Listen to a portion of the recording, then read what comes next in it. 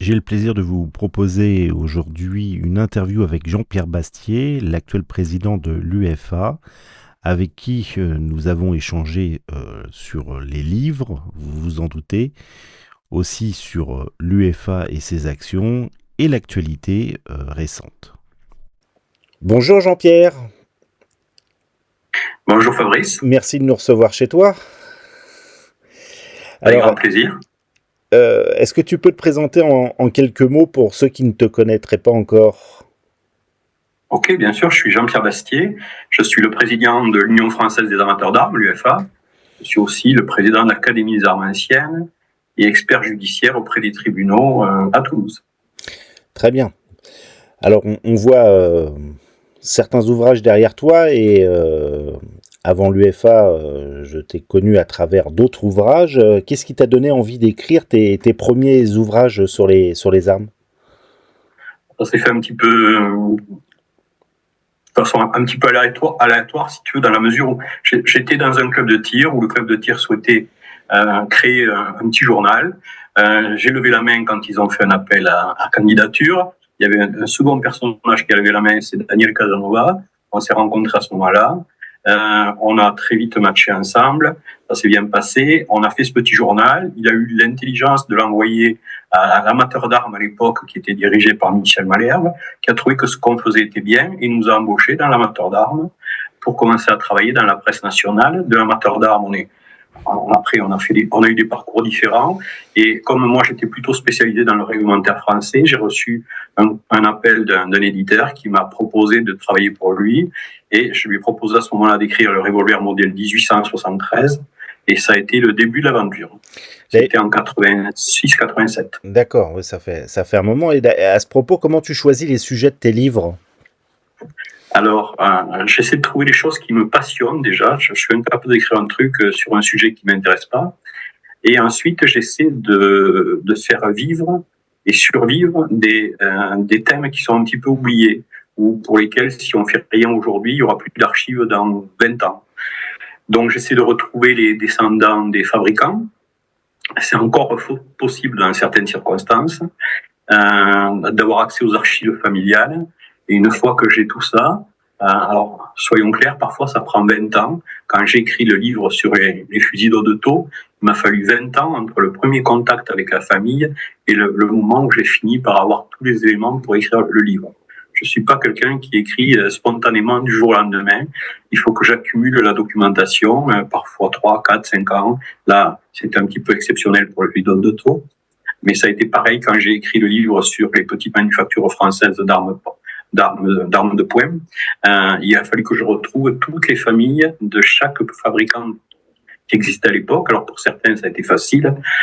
Pour Unique, parce qu'on avait déjà travaillé sur le sujet, Daniel Casanova, on connaissait la famille. Pour Mab, ça a été un peu plus compliqué. Et ensuite, plus la fabrique de l'époque était petite, c'est le cas de Oura Frères à Pau, c'est le cas de d'autres fabricants beaucoup plus anciens. Là, ça a été beaucoup plus compliqué, mais ça me prend parfois 7, 8, 10 ans avant d'avoir la documentation et de m'y mettre à la rédaction du bouquin. D'accord, donc faut que le sujet te passionne pour te déclencher l'écriture. Tout à fait. Et tu as un livre où tu es plus fier que les autres ? Ah oui. Alors, celui que je viens de citer en particulier, celui des petites manufactures de pistolets automatiques. Et il y en a un autre auquel je tiens beaucoup, c'est les revolvers Perrin, parce que c'est une histoire qui a été un peu confuse dans la littérature française ces 40-50 dernières années. Et je suis content d'avoir remis un peu l'église au centre du village et de faire en sorte qu'on ne confonde pas les deux Perrins qu'il y avait à l'époque et d'attribuer à chacun les armes qui lui reviennent. Oui, ça m'intéresse beaucoup. Oui, puis c'est pas commun de croiser un Perrin sur un pas de tir. C'est clair.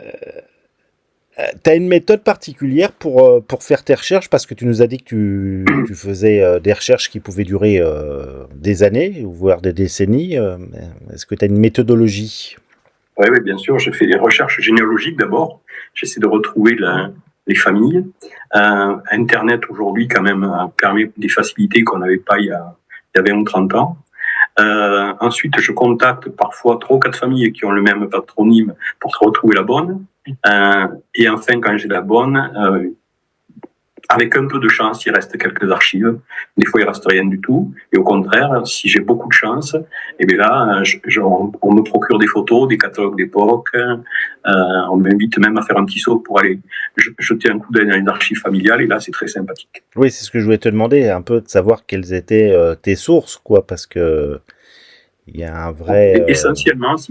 Essentiellement, les familles, les descendants des gens qui se sont illustrés à l'époque, par défaut, c'est la presse de l'époque, c'est les objets que je rencontre, que j'essaie de faire parler. Beaucoup dans les musées, énormément dans les musées, en fait.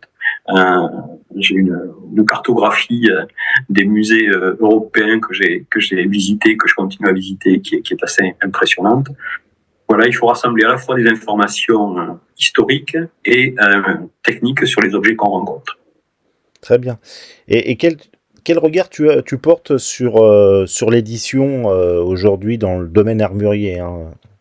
Ben, elle est très fatiguée, l'édition. Elle a été complètement impactée par l'arrivée d'Internet. Aujourd'hui, on trouve sur Internet beaucoup de contenus, je parle de contenus techniques et historiques, qui sont malheureusement des repompages de vieux articles qui sont parus dans la presse écrite. Et ces éléments-là font beaucoup de mal à la presse écrite qui, on l'a vu avec les difficultés qu'il y a eu chez Crépin-Le-Bon avec Cible qui s'est arrêté. Malheureusement. Et puis tous les livres, toutes les éditions de livres qu'on pouvait avoir à ce moment-là, oui. Tout à fait. Alors ça, c'est le premier élément. Après, il y a de bons contenus. Il y a LAI Publications d'Arnaud Lamotte, qui est une source très, très intéressante et parfaitement documentée sur Internet. Mais malheureusement, c'est une des exceptions qui confirme la règle. Et pour beaucoup, les sites Internet qui publient de l'information sur les armes réutilisent des choses qui ont déjà été publiées, bien sûr, sans demander forcément aux auteurs initiaux l'autorisation de le faire, mais ça c'est un autre problème. Et du coup, l'édition papier mérite d'être soutenue, parce que si on n'avait pas ça aujourd'hui, on ne pourrait pas sortir des nouveaux sujets correctement et faire en sorte que les amateurs, qu'ils soient tireurs sportifs ou collectionneurs, aient accès à des informations de première main. C'est ça en fait l'intérêt de la presse papier aujourd'hui. Effectivement, sur le livre d'Arnaud, c'est un vrai travail personnel et pas un pompage d'ici et là. Toi-même, alors tu es bien occupé aujourd'hui, on va en parler un peu plus tard, mais est-ce que tu continues d'écrire? Est-ce que tu es sur un nouvel ouvrage en ce moment? Alors oui, j'en ai 4 en cours, il y en a 2 qui sont en cours d'achèvement. Un qui est sur l'histoire des répliques modernes à poudre noire, parce qu'il y a eu beaucoup de livres qui ont été écrits sur la manière de les démonter, de tirer avec, et personne ne s'est intéressé à cette histoire-là, qui maintenant a plus d'un demi-siècle, et qui est très très riche. Donc je me fais un petit peu plaisir en sortant de ma zone de confort, en allant dans ce domaine-là. Donc ce livre-là sera disponible en 2026. Et il y en aura un autre qui devrait être disponible à peu près à la même époque, c'est un livre sur les armes de nécessité de la guerre de 1870. En 1870, les Français ont perdu l'essentiel de leur arsenal à Sedan. En plus, à ce moment-là, il y avait déjà une grande variété d'armes qui étaient disponibles dans l'armée, de telle sorte que quand le gouvernement de défense nationale a pris le pouvoir, il a été acheté des armes partout dans le monde, en Angleterre, aux États-Unis, en Belgique. Et comme ça suffisait pas, on a fabriqué en France des armes. Et le sujet de ce nouveau livre, c'est justement sur ces armes qui ont été fabriquées en France pendant les quelques mois du gouvernement de la Défense nationale. Et comme j'aime pas m'ennuyer, j'en prépare 2 autres en même temps qui, eux, sont en quelque sorte au stade de la documentation pour l'instant. C'est un livre sur Charles Galland, l'armurier parisien, et sur les revolvers Le Mat. Très bien. Bon, on a de quoi lire. Alors, on parlait d'édition tout à l'heure, ça va être édité chez qui et comment? Alors, à l'heure actuelle, je travaillais beaucoup avec Crépin-Le-Blanc, donc oui, c'est pour ça que je te pose la question, puisque... Donc là, on va redémarrer avec un ouvrage chez Christian Méry. Et pour le reste, je vais faire ce que j'ai fait comme je faisais à l'époque. J'ai proposé mon manuscrit à 2 ou 3 maisons d'édition avec lesquelles j'ai déjà travaillé, et on verra laquelle est intéressée. Nickel. Bon, on a au moins un avenir, déjà 2026 pour un premier ouvrage et la Et suite. plus, et plus si les choses fonctionnent bien. Bon, alors j'imagine qu'à écrire des livres, t'as des retours quand même des lecteurs, que ça soit par écrit ou que ça soit lors de tes rencontres sur les bourses où on peut te croiser pour l'UFA. Est-ce qu'il y a un retour qui t'a plus marqué, touché que les autres? Alors j'en ai eu beaucoup de retours. Ce qui me touche à chaque fois, c'est quand je rencontre des gens qui ont, grâce à ces ouvrages, découvert des informations qu'ils n'avaient pas sur les armes qu'ils avaient dans leur collection.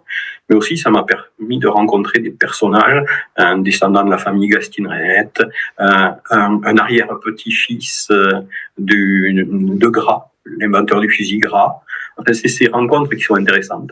Et ces rencontres, elles sont permises. Alors, ce qui les permet, justement, c'est que les gens lisent les livres. J'espère qu'ils les trouvent sérieux et bien documentés. Et à la sortie, ils viennent en discuter et ça fait des échanges qui sont tout à fait intéressants. Avec les collectionneurs, mais aussi avec des gens qui ne sont pas collectionneurs et qui ont dans leurs origines des personnages illustres et qui viennent m'en parler. Ça, c'est sympa, oui. Si tu devais donner un conseil à quelqu'un qui voudrait, un passionné, hein, qui voudrait se mettre à écrire, est-ce que tu l'encourages et quel conseil tu lui donnerais?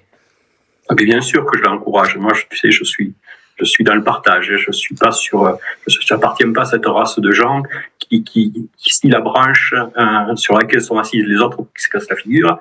Donc, je serais ravi d'avoir des nouveaux auteurs dans ce milieu-là, à la condition, bien sûr, qu'ils travaillent sérieusement, qu'ils ne fassent pas des synthèses de ce qu'ont déjà écrit les autres, ce qui se fait quand même assez régulièrement et un petit peu dérangeant de temps en temps. Oui, c'est la facilité, quoi. Voilà, qui amène des choses vraiment, des nouveautés et un complément d'information sur des sujets qui nous passionnent à tous. Très bien. Alors, t'en as parlé tout à l'heure, et puis peut-être, sûrement, beaucoup de nos auditeurs te connaissent aussi actuellement par l'UFA. Oui. Alors, on va en parler un peu si tu veux bien. Est-ce qu'on peut rappeler la mission ou l'émission principale de l'UFA aujourd'hui? L'UFA, c'est une association qui a deux missions principales. La première, c'est la sauvegarde du patrimoine historique et armurier. Ça pose un petit peu le débat. La seconde, c'est de participer à la rédaction et à l'amélioration de la réglementation chaque fois que c'est possible, pour éviter les dérives qu'on a connues par le passé et qui arrivent de temps en temps à la suite de faits divers et variés qui viennent percuter la détention d'armes pour les détenteurs légaux d'armes à feu. En général, le principe, c'est toujours le même. Il y a un fait divers qui est lié à l'utilisation frauduleuse d'une arme à feu. Et derrière, ce sont les détenteurs légaux qui en font les frais. Donc l'UFA, c'est un petit peu le dernier rempart qui fait en sorte que chaque fois que cette situation se produit, on monte au créneau, pour parler de rempart, et on discute avec les pouvoirs publics pour essayer de faire en sorte que les décisions qui sont prises soient prises de façon cohérente et qu'elles ne nuisent pas aux détenteurs légaux d'armes à feu. Alors, tu parles d'action en rempart pour défendre nos intérêts. Est-ce que tu as des exemples? Parce que souvent les détracteurs disent que l'UFA ne fait rien par ignorance. Est-ce que tu pourrais nous illustrer ça? Ben, écoute, l'exemple qui est en filigrane depuis des années que les gens ne voient pas, c'est qu'au moment de l'affaire des A111 qui a révolutionné les clubs de tir et le tir sportif il y a 3-4 ans, l'UFA a déposé 2 recours auprès des instances européennes qui sont toujours en cours d'étude. Pourquoi? Parce que quand on dépose ce type de recours, il y a un temps de lecture, d'inscription au planning des commissions européennes qui prend un temps fou. Donc ça va prendre 4, 5, 6 ans en tout. Et au jour d'aujourd'hui, les gens ne le perçoivent pas, mais ces recours sont dans les tuyaux et on en attend effectivement quelque chose. Et ce qu'on en attend, c'est que si un jour la situation se renouvelle, on se retrouve dans un contexte où on reprenne des armes aux tireurs sportifs ou aux chasseurs, à ce moment-là, les armes soient payées, remboursées, et pas saisies, comme on l'a vu par le passé, et que les tireurs y perdent des milliers d'euros. Donc l'idée, c'est celle-ci en première intention. Alors ça, c'est l'actualité, j'imagine. Alors ça, c'est une actualité, oui. Si tu veux, c'est une actualité de fond, c'est ce que ne voient pas les gens sur lesquels on travaille depuis des années, et qui évolue petit à petit. Après, au quotidien, c'est sans arrêt. Écoute, là, on a envoyé hier au SCAE, pour être tout à fait clair, une douzaine de dossiers sur lesquels on travaille, qui vont du classement des épaves, au classement des objets d'art poilu, en passant par les auditions administratives. Je ne vais pas te faire toute la liste. Bien sûr, j'imagine.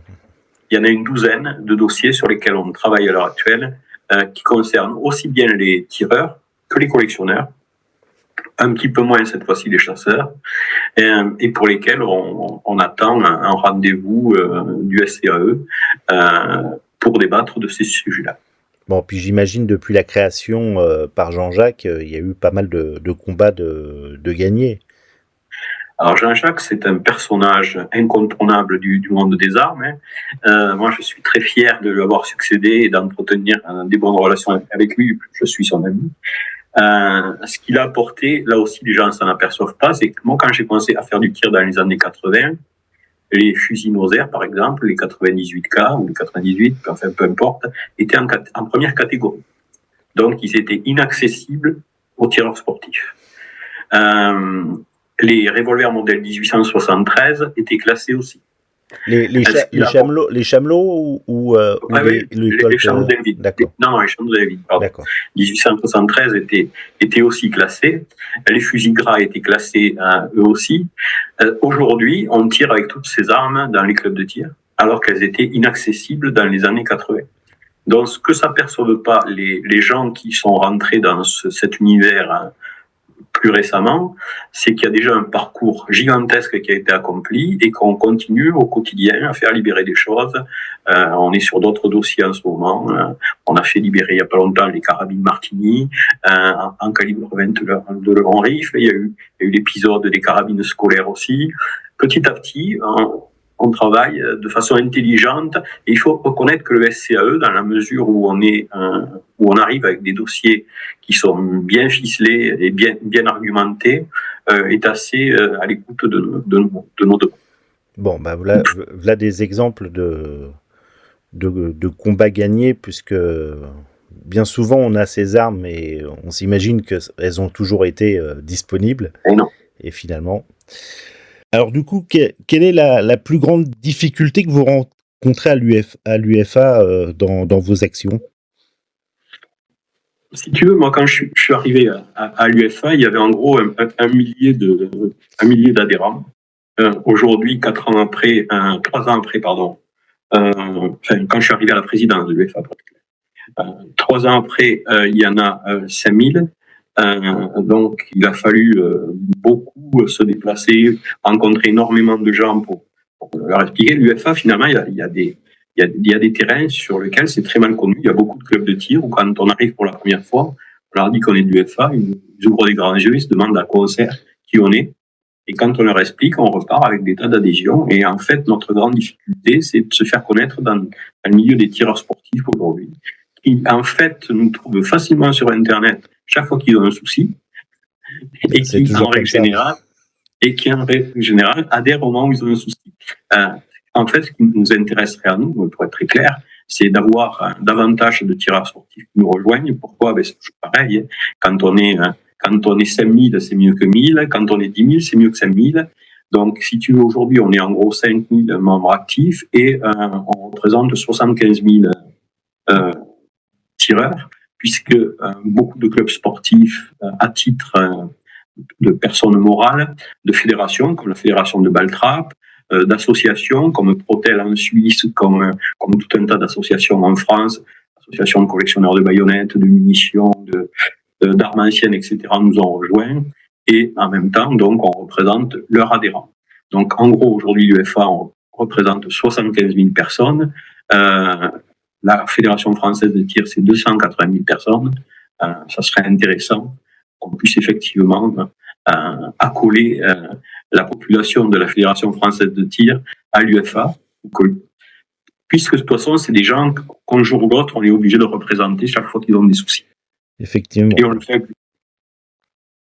Et du coup, comment on peut soutenir et rejoindre l'UFA ? Alors, on peut rejoindre l'UFA en prenant une cotisation annuelle qui est de l'ordre de 30 €. On travaille, nous, en ce moment, à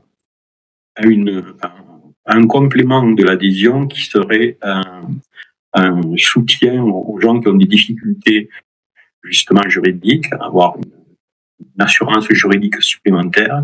C'est un gros dossier sur lequel on travaille, qui est en place en Suisse et qu'on aimerait bien mettre en place en France. Après, les gens nous rejoignent en règle générale spontanément quand on les rencontre et quand on leur explique ce qu'on fait. Et plus on parle de l'UFA, bien évidemment, plus c'est intéressant pour nous d'avoir cette fenêtre ouverte vers des populations qui ne nous connaissent pas ou qui nous connaissent mal.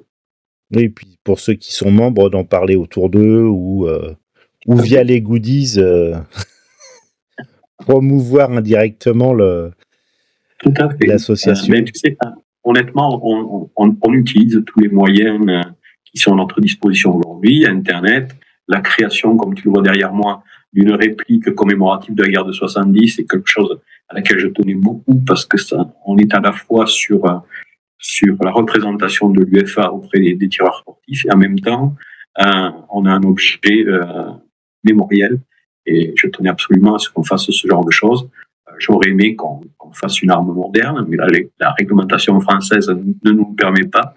Donc, on est parti sur ce type d'objet qui, il faut le répéter encore une fois aux gens qui suivent les émissions sur Internet, sont en catégorie D. Contrairement à ce que quelques youtubeurs professent régulièrement, ces répliques d'armes anciennes sont en D et ils restent. Et puis, ça de faire un collector comme ça permet de le rendre plus accessible au plus grand nombre des collectionneurs. Tout à fait. Sur une opération comme ça, l'UFA ne prend aucun argent, il n'y a aucune commission pour nous. On a voulu le faire uniquement parce que ça nous paraissait important de commémorer une époque de l'histoire française que la plupart des Français aujourd'hui connaissent mal, voire pas du tout. Donc, c'était important de marier à la fois une arme américaine et un événement français, puisqu'à cette époque-là, justement, l'importation d'armes américaines avait été globale, et en particulier des Colt Army 1860 pour la cavalerie française. Alors, ce collector, ça s'adresse qu'aux membres de l'UFA ? Ça s'adresse typiquement, exclusivement aux membres de l'UFA, dans la mesure où, pour renforcer un petit peu justement la cohésion au sein de l'UFA, on est en train de mettre en place un club UFA qui permettra d'avoir justement des objets qui n'appartiennent qu'aux membres de l'UFA et des opportunités promotionnelles auprès de certains armuriers qui seront aussi négociées au profit des membres du club de l'UFA. Bon, il y a des belles perspectives pour les années à venir. Qu'est-ce que tu penses de la législation, enfin de l'évolution de la législation de ces 20 dernières années ? Écoute, indépendamment de l'accident des A11 qui a été plutôt péjoratif pour le monde des armes, je trouve qu'on s'en sort pas trop mal par rapport aux réglementations européennes voisines. Et en plus, on a des voies d'ouverture vers d'autres évolutions. Donc, on est plutôt pas mal. Il y aura toujours des gens qui vont râler en disant qu'ils ne sont pas contents. Il y a bien sûr un sujet qui a beaucoup fâché aussi, c'est l'histoire du classement des munitions à poudre noire modernes. Oui. Ça a énormément fâché beaucoup de tireurs sportifs, beaucoup de collectionneurs qui n'étaient pas tireurs sportifs, parce que pour les tireurs sportifs, ça pose pas trop de problème. Mais en même temps, on était dans un contexte de la nouvelle doctrine d'armes anciennes. Et si on prend un peu de recul, il faut bien comprendre que ce qu'on peut gagner à droite, on ne peut pas le gagner à gauche. C'est-à-dire que si on fait libérer, comme on l'a fait, beaucoup de Winchester, une centaine de fusils réglementaires pour faire du tar, etc., en contrepartie, le le SAE ne pouvait pas laisser dans la nature des munitions accessibles à tout le monde qui auraient permis de faire n'importe quoi. Et encore une fois, on était dans un contexte particulier puisque on était juste après l'épisode de Strasbourg où il y avait eu un attentat terroriste avec un revolver type un 92 espagnol, un 8 mm 92. Donc la restriction sur les munitions a été très mal vécue, je l'entends, mais en même temps c'était un moindre mal. Et aujourd'hui finalement, dans le contexte d'autres événements dramatiques qu'il y a eu un peu plus tard, c'est aussi un moyen de préserver les armes. Il y a eu par exemple, on ne va pas rentrer dans le détail, mais il y a eu un joueur de rugby argentin qui a été assassiné à Paris par deux voyous. Et les armes qui ont été utilisées, c'était des armes en catégorie D qui avaient été détournées de leur usage en mettant à l'intérieur des munitions modernes, enfin, qui avaient été trafiquées. Justement, le fait d'avoir des munitions qui sont aujourd'hui classées, ça permet de laisser en circulation des armes qui auraient risqué de passer en catégorie supérieure si on n'avait pas eu ce frein-là. Bon, finalement, ceux qui disent que on était plus libre il y a 30 ans ou 40 ans, c'est pas forcément vrai. C'est pas sous prétexte qu'on trouvait à Mammouth des 22 et des calibres 12 à côté des pots de yaourt que forcément on était plus libre. Alors c'est amusant ce que tu dis parce que justement mes premières armes, moi je les ai achetées chez Mammouth.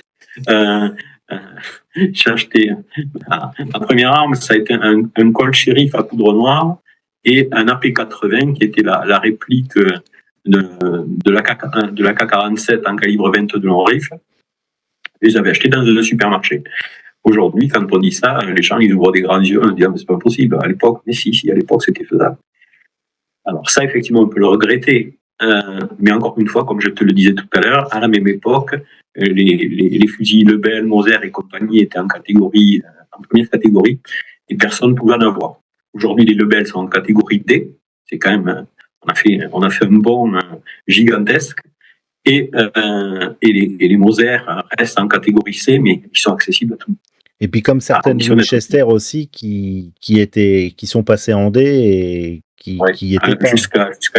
Jusqu'à la doctrine armancienne, les Winchester 73, 86 et quelques autres étaient classés.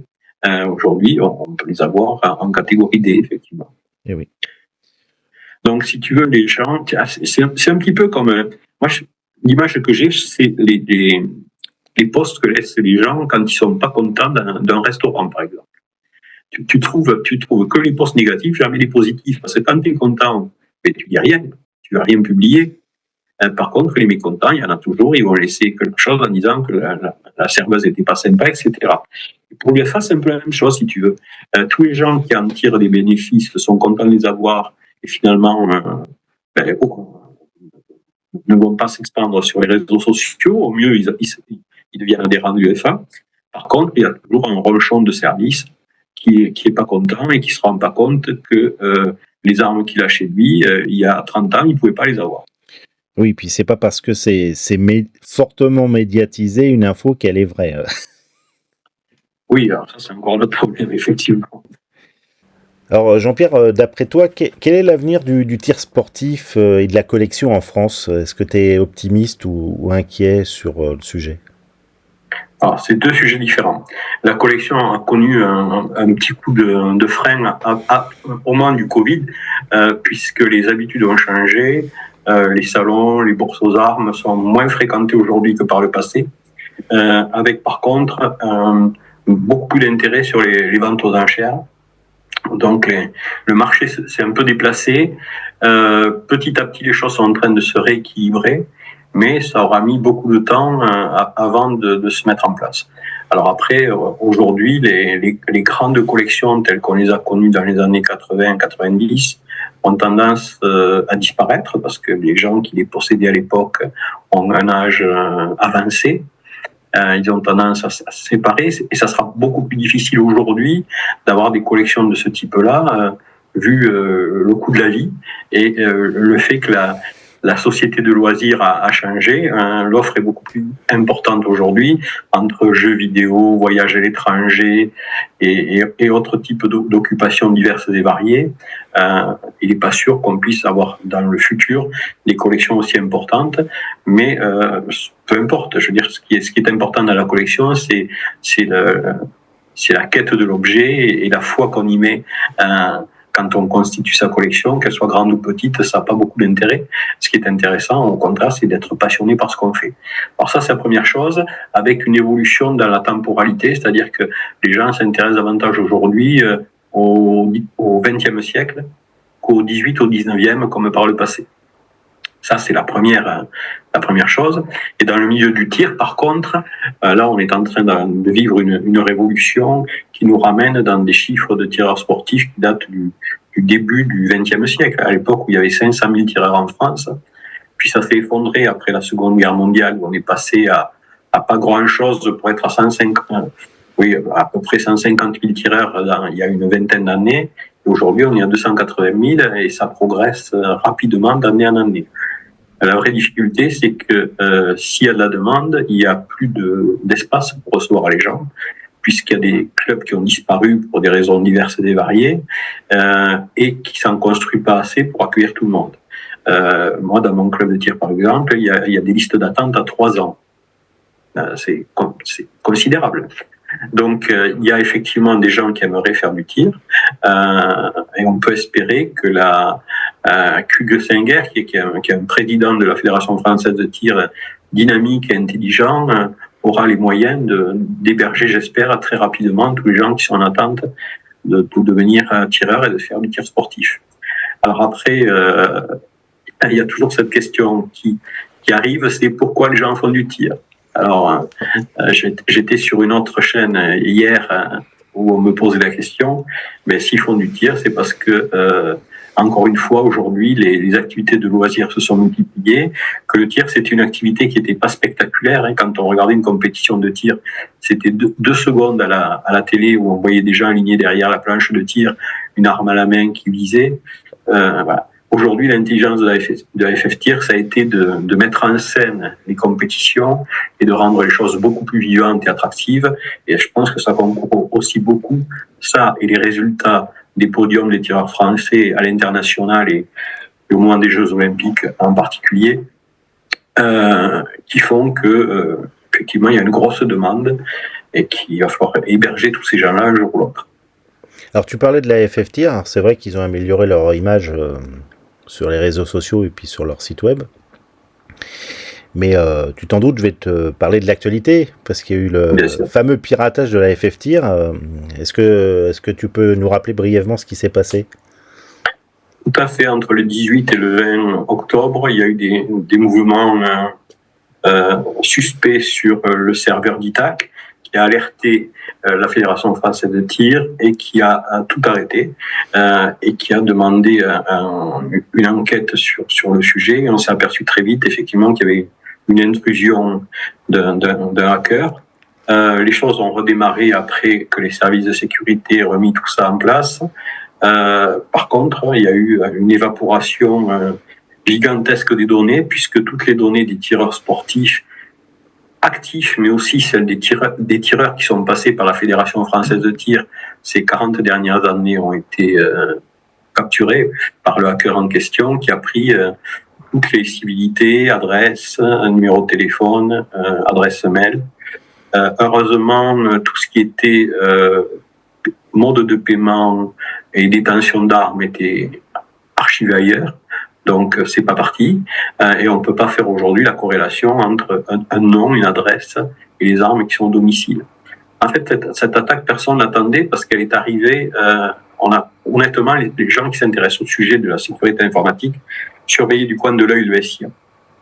C'était la vraie inquiétude de se dire si un jour il y a une attaque informatique, le SIA, là on trouve tout. On trouve l'identité des détenteurs, les armes qu'ils ont sur leur atelier, etc. Et du coup, c'est pas arrivé là, c'est arrivé par le biais des fédérations. Alors, la Fédération française de tir, c'est pas la seule qui a été piratée. Il y a eu une dizaine de fédérations sportives qui l'ont été en même temps, ou quasiment en même temps, sur plusieurs mois. Au début, on pensait que c'est uniquement pour faire du phishing. de l'hameçonnage, hein, excusez-moi pour l'anglicisme. Mais avec le recul, on s'est dit qu'effectivement, c'était aussi peut-être un moyen de vendre des données pour des cambriolages. Ceci étant, depuis la diffusion des informations sur le Darknet, on voit qu'il n'y a pas une augmentation des cambriolages de façon significative.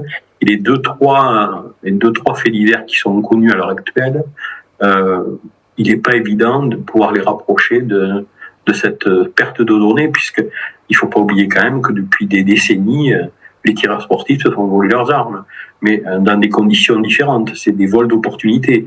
On rentre chez eux pour voler la télé, l'ordinateur, et on repart avec les armes si on en trouve au passage.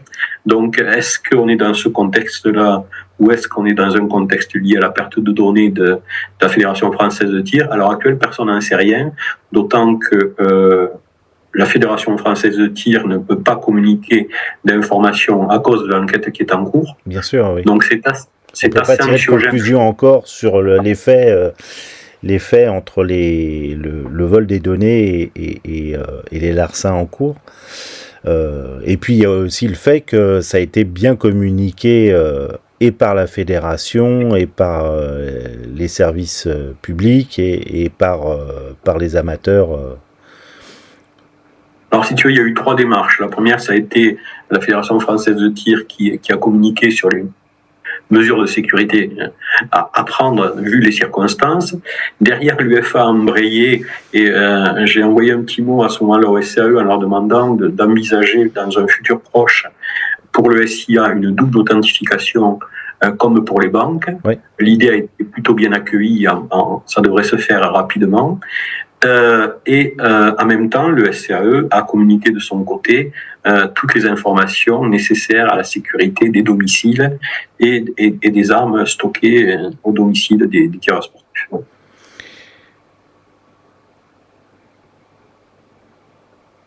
Donc effectivement, si tu veux, la situation peut être très très anxiogène, je l'entends parfaitement bien.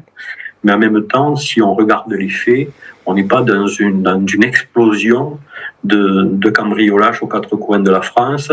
Et les gens qui ont communiqué l'annonce, qui ont communiqué sur Internet l'annonce du hacker qui a été publié sur le Darknet, montre que justement, il n'a pas trouvé preneur pour l'instant, puisqu'il la vend toujours pour 10 000 euros son fichier, il le vend toujours pour 10 000 euros, ce qui n'est pas une somme colossale, en fait. Et malgré la publicité qui fait un petit peu autour en disant que dedans, il y a des personnages connus, etc., ça ne se bouscule pas au portillon pour lui acheter ses données. Et puis, il faut rappeler qu'il n'y a pas de lien entre les vols de données de la fédération et le SIA. C'est ça. En fait, c'est pas hébergé au même endroit, il n'y a pas d'association et c'est pas les mêmes. Il y a une, c'est l'association, l'autre, c'est l'État, quoi. C'est pour dire à quel point c'est peu intéressant d'acheter ces données-là, c'est que dans la population des tireurs sportifs, en gros, il y a 3 catégories. Il y a ceux qui tirent à l'air comprimé, il y a ceux qui tirent avec les armes du club, et puis il y a ceux qui ont des armes chez eux. Donc, si on achète des données sur Internet, on a de fortes chances de tomber à côté d'un coffre-fort bien rempli en plus. Parce que si on va chez un tireur sportif qui ne tire qu'à l'air comprimé ou à l'arbalète, c'est pas avec ça qu'on va aller braquer une banque. Donc, il faut se détendre aussi de ce côté-là, quoi. Le côté attractif, il est plus dans l'imaginaire que dans la réalité, parce que c'est une vraie loterie pour l'acheteur de ces adresses-là. Si quelqu'un se présentait pour les acheter, de savoir au bout du compte si derrière la porte, il va trouver des choses ou pas. Alors, est-ce que ça relève pas un peu de la fragilité dans la gestion numérique de la fédération, cet épisode ? Alors, ça relève d'une société qui est fragile sur le plan numérique, tous azimuts. Les hôpitaux se font hacker, la sécurité sociale s'était fait hacker, il y a des banques qui se sont fait hacker, de grosses sociétés qui pourtant étaient particulièrement protégées. Donc, je pense que personne n'est franchement à l'abri de quoi que ce soit. C'est pour ça qu'il est important que le SIA renforce sa sécurité, parce que c'est lui le blocos qui contient toutes les données importantes, et il est important, voire vital pour la sécurité publique, que ce fichier-là ne soit pas hacké. Bien, comme ça, ça reprécise un peu les choses dans le contexte. Est-ce que tu penses que le tireur sportif français est suffisamment écouté par les institutions publiques ? Alors, la difficulté, c'est que c'est un sport émergent. Si tu veux, autant c'est un sport qui est très ancien, mais on n'est pas dans un contexte comme en Suisse, où ça fait partie de la culture nationale. En France, ça reste à la marge. Et aujourd'hui, c'est plus facile d'être un chasseur que d'être un tireur sportif, malgré toutes les difficultés que rencontrent les chasseurs au quotidien. C'est pas non plus idéal pour un chasseur d'essayer d'avoir une reconnaissance et d'évoquer sa passion pour la chasse. Mais en même temps, le tir sportif, lui, est un peu plus fragile en termes d'image, dans la mesure où on utilise des armes de poing, parfois de gros calibre pour les armes longues, et que l'image que ça a donnée pendant longtemps à nos concitoyens n'était pas forcément une image particulièrement intéressante, ce qui prouve que ça change, puisqu'il y a de plus en plus de gens qui veulent devenir tireurs sportifs. Après, l'ambiance générale dans la société, elle se fait aussi par l'ambiance de ce qui se passe au niveau national et international. Je pense que la guerre en Ukraine, elle a réveillé quelques angoisses ou quelques certitudes chez les uns ou chez les autres, et que ce qui était considéré comme méprisable pendant des années, on l'a vu avec le budget de l'armée en France par exemple, est devenu au contraire une priorité. Donc de la même façon, ce qui pouvait repousser certains membres de la société il y a quelques années, quelques mois encore, aujourd'hui dans ce contexte-là, rend les choses plus intéressantes du point de vue de l'image des gens qui manipulent les armes en France légalement. Dans l'idéal, si tu avais 3 propositions à faire aux législateurs pour améliorer la situation de notre passion en France, ça serait lesquelles ? La première chose, je ferais ouvrir des clubs de tir dans tous les endroits où c'est possible, pour pouvoir accueillir une population qui est en demande. Je pense qu'aussi il faudrait favoriser l'accès de cette discipline-là à des populations à laquelle on l'a longuement refusé. Pour la petite histoire, en France, au début du XXe siècle, il y avait de l'éducation physique et du tir dans les écoles. C'est vrai. Donc, il y a des enfants qui aimeraient bien faire du tir dans les écoles. Aujourd'hui, on a les moyens, avec les carabines laser, de ne pas introduire des armes à feu dans les écoles. On pourrait très bien imaginer que cette discipline-là s'impose petit à petit comme une option d'éducation physique. Pourquoi pas ? Ça serait le second point. Et le troisième point, ça serait qu'effectivement, on puisse regarder avec un peu plus d'attention toutes les armes historiques qui sont encore classées en catégorie B, dans l'espoir que la carte du collectionneur que diffuse l'UEFA aujourd'hui pour les catégories C pourrait être élargie dans les années à venir. On a d'ailleurs un projet qui a été déposé au SCAE dans ce sens-là, pourrait s'élargir aux armes de catégorie B, sous condition bien sûr, avec un maximum de garanties pour la sécurité publique. Mais ça nous paraît important aussi d'avoir des idées ambitieuses comme celle-là, qui permettraient d'ouvrir au monde de la collection des objets qui pour l'instant lui sont inaccessibles. Bon, du coup, on encourage tout le monde à aller sur le site de l'UEFA pour voir un peu l'évolution des choses que tu as énumérées et qui sont en cours, et puis d'adhérer, puisque la cotisation est accessible pour beaucoup, et que le journal qu'on reçoit et les informations sont pertinentes. Eh ben merci Jean-Pierre d'avoir accepté ce moment. Juste une dernière chose, si tu me permets. Oui, vas-y. je voulais juste saluer toute l'équipe de l'UFA. Parce que ce qu'on retient de l'UFA souvent, c'est les personnages qui figurent dans les reportages, mais l'UFA, c'est plusieurs cercles. C'est le bureau de l'UFA, où on est une demi-douzaine. C'est autour une dizaine de gens qui viennent nous soutenir sur des sujets très particuliers, la réglementation des armes à feu pour le tir sportif, pour le ball-trap aussi, pour la chasse, et ensuite nos délégués qui sont en région, il y en a 80 environ. Donc c'est tous ces gens-là qui font bien marcher l'UFA, indépendamment des adhérents, qui eux nous soutiennent aussi par leur cotisation et leur participation aux divers travaux qu'on mène. Donc je voulais remercier tous ces gens-là, parce que sans eux, effectivement, l'UFA ne fonctionnerait pas. Et puis on a le plaisir de croiser le stand sur les bourses aux armes, et ça a été l'occasion de nous rencontrer. C'est ça. Eh ben merci Jean-Pierre pour cette interview. Merci à toi. Et puis à très bientôt. À très bientôt. Merci. Au revoir Fabrice. Au revoir.